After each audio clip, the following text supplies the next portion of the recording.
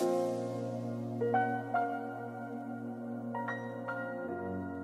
everybody, this is Donnie with Pvgna.com, and today's video is going to be on a topic we have gotten a lot of questions about here on YouTube as well as on our website.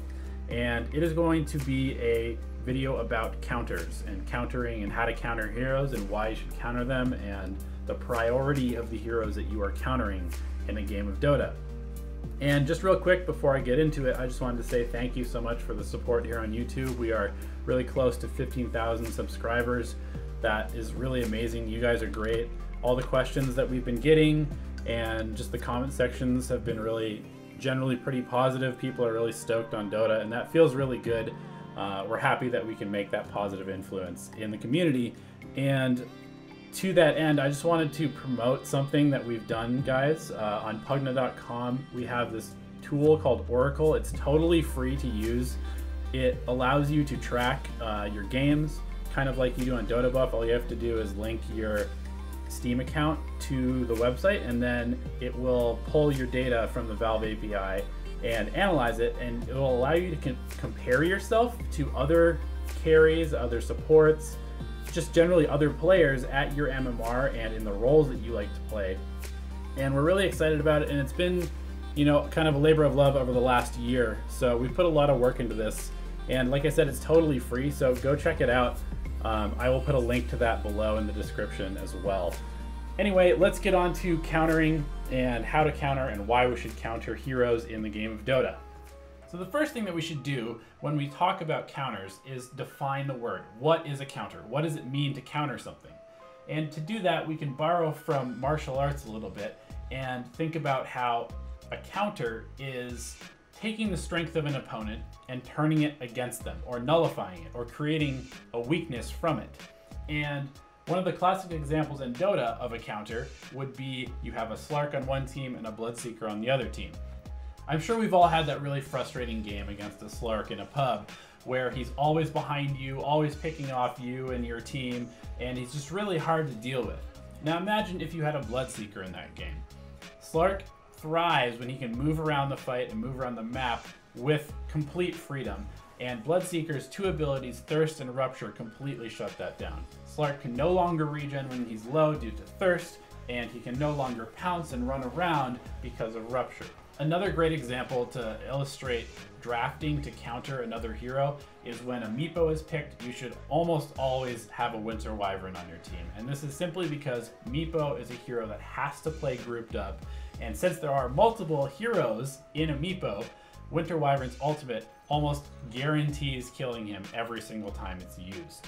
Now, not every hero in the game counters as hard as the extreme examples that I just gave you, but there are a lot of heroes that do good things against other specific heroes, and it really helps your drafting and can expand your hero pool in a good way to learn some of these matchups and then integrate them into your hero pool as you continue to play games. And even in the competitive scene where the professionals have sort of set strategies that they like to play, there's always a little bit of flexibility built in for them to be able to integrate a counter into their strategy if there is an enemy hero that is going to be particularly problematic. Now, the next and more complex way that you can counter heroes is through items. And here's the truth of the matter, everybody. Items are in the game to counter other heroes. Yes, they can buff up the strengths of your heroes or shore up the weaknesses of your heroes, but they really exist to give you options to deal with what the enemy team has after the draft has occurred. Obviously, you can't go back and pick your heroes, so once you are in a game with the draft that you have, you're going to have to use items to adapt and counter the enemy heroes to win the game. And I know you've probably got those comfort builds on all the heroes that you like to play and the items that you usually buy in every single game because you've won with them in the past. But the thing about items, and this is something that I really wish people understood better in pubs, is that you can adapt your build and still build items that work with your hero. And one of the best examples of this is the item Rod of Atos. Right? You have an item that gives you intelligence, and most importantly, it gives you this really good root, which is great against heroes like Storm Spirit and Ember Spirit, and other heroes that really like to move around quickly and zip around fights. And Atos is one of those items that should probably be built more than it currently is, because it gives such good stats in addition to this really powerful root mechanic that has been buffed in multiple patches since 7.0. And the thing about Atos is that it's not one of those, you know, like sexy items, because it doesn't do damage and it doesn't allow you to right click harder, and it doesn't necessarily allow you to blow up an enemy hero or win a team fight by yourself. But the utility of this item cannot be understated. It is good against melee heroes that need to run up to you and don't have BKB. It is good against heroes that have a lot of mobility, and really, because of the stats on this item, it buffs up just about anybody who would buy it in a good way, because it gives you damage. Most intelligence heroes are going to be the ones that would buy Atos. So it gives you damage from intelligence and mana pool. It also gives you a bunch of strength, and you can usually find a way for it to combo with one of your spells, whether you use the Atos to root somebody so that you can then stun lock them with a stun later on, or with Ancient Apparition as an example, you root somebody and cold feet them so that the cold feet automatically procs because it cannot run away. Or perhaps the most common one that I've been seeing recently is on a strength hero, Pudge, where people Atos and then hook, which guarantees the hook to hit pretty much. And it actually works because Pudge needs mana pool because he's usually hooking and using Dismember, and he uses mana regularly, and it gives him a lot of strength, and Pudge is a strength hero, so that's good. Plus it has this really, really dope mechanic where he basically can't miss a hook. So that's one of the best examples of how you can use an item and work it into a build. And just imagine how sad the Storm Spirit is going to be against a Pudge with Rod of Atos until, you know, he buys like a Lincoln Sphere, or he has to go Yules or BKB or something earlier than he would like to. Otherwise, every single time the Pudge sees the Storm Spirit, he's going to Atos him, and then he's going to hook him and dismember him. And that is going to be a sad Storm Spirit. The thing is, guys, is that no matter what hero you pick and what position you're playing in, there is flexibility with which you can use to itemize your hero differently depending on the game. And I'm not advocating anything super crazy like stacking Battle Furies on for this uber cleave mechanic. I'm just talking about looking a little bit past the primary stat or main function of an item and seeing what it really gives a hero that you like to play. And you might be able to find a way to include some of these more utility-based items into your builds. And the fact of the matter is, nobody has ever been flamed for buying a pipe or a mechanism or more lockdown. It simply doesn't happen. So the next time you're queuing for a game, just open the Learn tab on the Dota client and go into the item section and just read what some of them do and think about the heroes that you like to play and whether some of these items might be useful in certain situations, especially against heroes that you might be having problems with in your current pubs. So let's move on to the other way that you can counter the enemy team once you're actually in a game and the drafts have already happened, and that is through your playstyle. And I'm putting playstyle last because it's one of the hardest things to do in a pub game where communication might not be that good and not everybody might be on the same page. Because when you are countering another team through playstyle, you really need to be doing this together. And the reason for that is that if you are countering the enemy team through playstyle, it usually means that that is because that is how this game needs to go for you to win. For example, if you have the enemy team with a lot of late game heroes, they have a Spectre carry, they might have a Storm Spirit mid or an Invoker, and they might have a Magnus or a Faceless Void. So they have a lot of really late game oriented presence that is going to be extremely hard to win at that point. You might want to counter this team by winning the game early.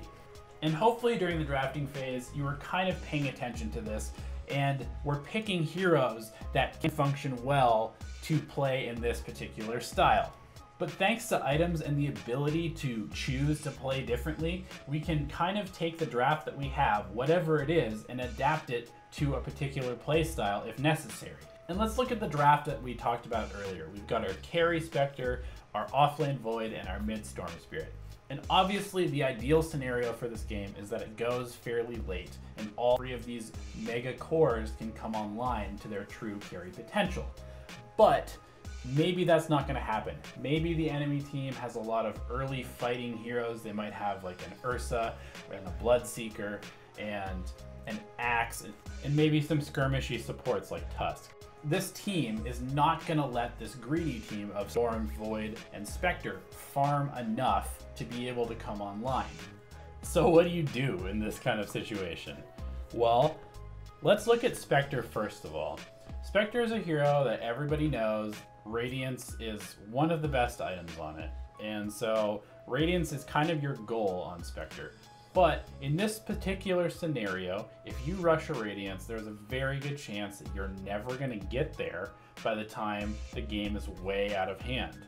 If you just go, you know, boots and maybe one small item and then go for Radiance, there's a very good chance that the other team is just going to run over you, and while you have no damage and no health, you're just going to get killed over and over and over, and the game is gonna be over by the time you actually pick up your Radiance, if you ever do.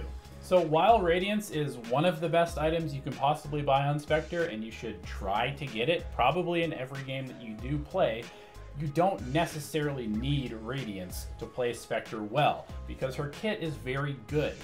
Remember, she has the ability to globally teleport directly onto an enemy hero with her ultimate whenever it is off cooldown. So you can use that to get a bunch of early kills with Spectre as soon as she hits level 6. And the best way to snowball this type of Spectre is to build some early fighting items. That might mean going something like Wand and Aquila and Phase Boots and maybe a Drums or an Urn, and then possibly not even getting Radiance next, getting a Diffusal Blade and a Manta Style, or a Vanguard, or a Blade Mail, or some combination of those items that allow you to actually do damage and have mobility and have survivability in fights before you get Radiance. And then, if the game is going the way that you want it to, you can go back for Radiance at like 30 minutes or later, because it's still incredibly good on Spectre.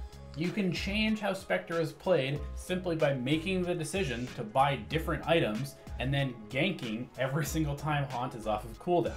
One other example that I see coming up a lot in pubs is one team will pick a lot of team fight, because everybody knows that at some point there is going to be this 5-on-5 clash. And if you have more team fight, regardless of whether your communication is good, you probably can pull out a fight simply by everybody on your team pressing R at the same time and blowing up the enemy team with some massive wombo combo. So if you're facing a lot of team fight, one of the most classic examples to counterplay this is by split pushing, the old rat Dota. And if we're looking at this after the drafting phase where you can't change your picks, you can still change your playstyle to not fight the enemy team with their massively strong team fight. Even if you have a hero like Lina who can fight and can get pickoffs on her own, she also can focus on split pushing because she has wave clear and a good sieging auto attack. So she can take towers on her own on the other side of the map. And again, you can itemize to not get caught as you're split pushing and change up your build that way to further counter the enemy's team fight style, where they're going to try and team fight you and force you to team fight. And if you can avoid that team fight and only get pickoffs and only split push, you're probably going to win this game.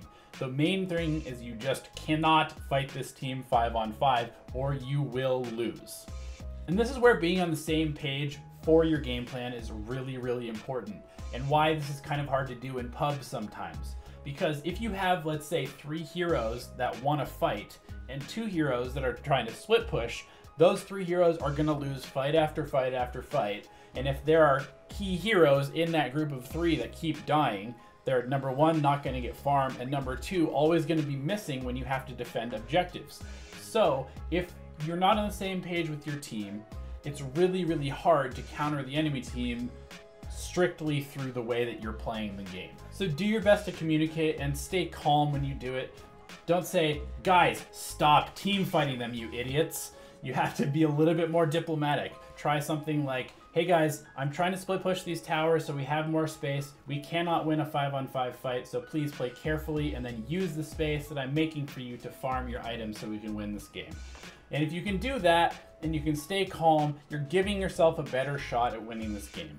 And the last part of this question that I'm just going to quickly go through because this video is getting kind of long is who should you prioritize countering?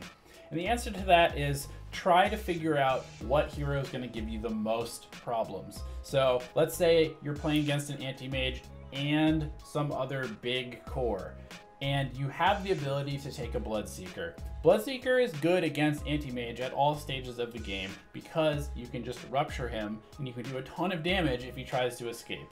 So the next heroes that you pick don't necessarily need to just counter anti-mage. You can focus on countering the other heroes in this game. And if there is one other big hero that's going to give you problems, then you can counter pick them, you can itemize against them, or whatever you need to do to shut down that second hero. The thing is if you continue to itemize and strictly build your game plan around shutting down this anti-mage who is already relatively shut down by the Bloodseeker, then you're just gonna let the other heroes on the anti-mage's team have too much space. So hopefully you learned something from this video on countering in Dota. It's a very complex subject. I could talk about it for a long time, but I hope that you were able to take some of the more important points and then apply them to your game so that you can win some more games of Dota and have more fun. So let me know in the comment section below if you liked this video or if it was too long or whatever other feedback you might have. Let me know what you want to see us make a video about next. And if you feel like it, let us know what hero you're having problems with in pubs and what hero you're trying to counter that problem hero with. All right, guys, thank you so much for your support and tuning in again. Good luck, have fun, go win some MMR.